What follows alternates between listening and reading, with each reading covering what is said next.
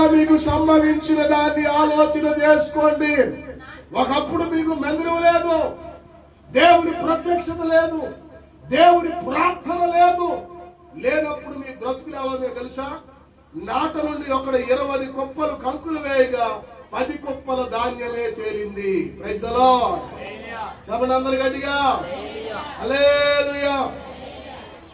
ఇట్లా తర్వాత తీసుకొని వాళ్ళని 50 కొలల తొట్టి యొద్దకు ఒకడు రాగా 20 కొలలు మాత్రమే దొరికెను.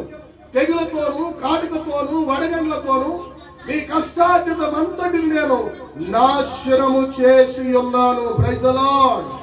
అయినను మీలో ఒకడు తిరిగి నా యొద్దకు రాలేదు. ఇదే యెహోవా వాక్కు. Praise the Lord. మందిరం లేనప్పుడు, దేవుని ఆరాధన లేనప్పుడు, దేవుని ప్రత్యక్షత లేనప్పుడు, దేవుని ప్రియుల మహిమ కలగనప్పుడు అన్ని శ్రమలే.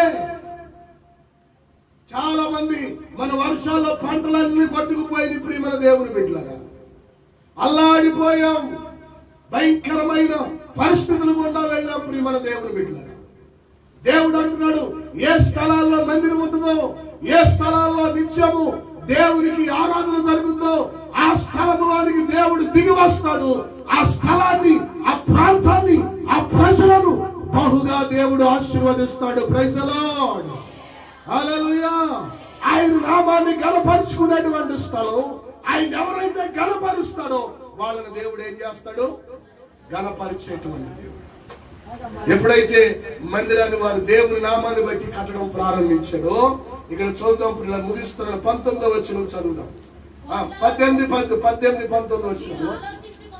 ఆలోచించుకొనుడి, ఇంతకు ముందుగా 924వ దినము నుండి అనగా యెహోవా మందిరపు పునాది వేసిన నాటి నుండి మీకు సంభవించిన దానిని ఆలోచించుకొనుడి. కొట్లలో ధాన్యం ఉన్నదా? ద్రాక్ష చెట్లైనను, అంజూరపు చెట్లైనను, దానిమ్మ చెట్లైనను, ఒలీవ చెట్లైనను ఫలింపకపోయేది కదా. అయితే ఇది మొదలుకొని నేను మిమ్మును ఆశీర్వదించదను. చపలబడి మైంబరుద్దాం. హల్లెలూయా. అయితే నేను ఇది మొదలుకొని మిమ్మలను ఆశీర్వదించబోతా ఉన్నాను.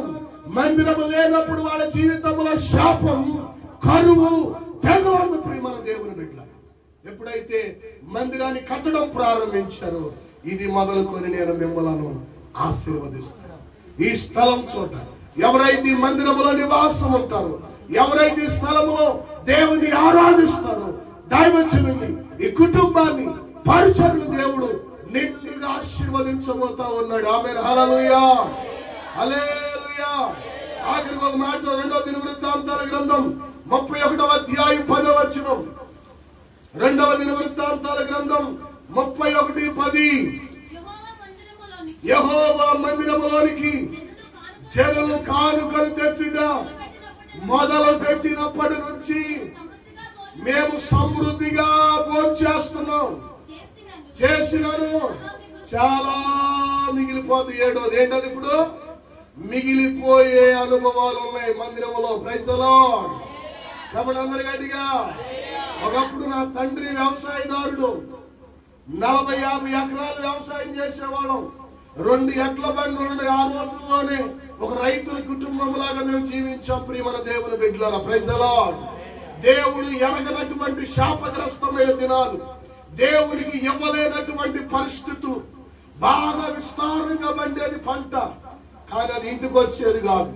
సంపాదించిన సంపాదన ఏమైపోయేదో తెలిసేది కాదు.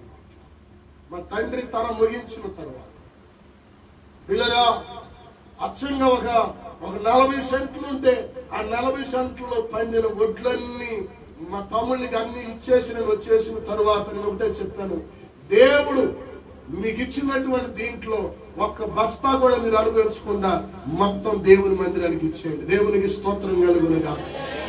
Praise the Lord. హల్లెలూయా. అలా ఎప్పుడైతే చేశారో దరిద్రం పోయింది, మంచి గృహాన్ని కట్టుకున్నారు, దేవుడు బహుగా ఆశీర్వదించడం ప్రారంభించాడు. Praise the Lord. హిజ్కియా దినాల్లో ప్రజలు అంటున్నారు, దేవుని మందిరంలోనికి మేము కానుకలు ఇవ్వడం మొదలు పెట్టాం.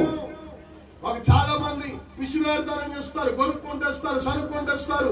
దేవుని పని అంటేనే అదో మాదిరి భావం తెస్తా ఉంటారు బిడ్డలారా.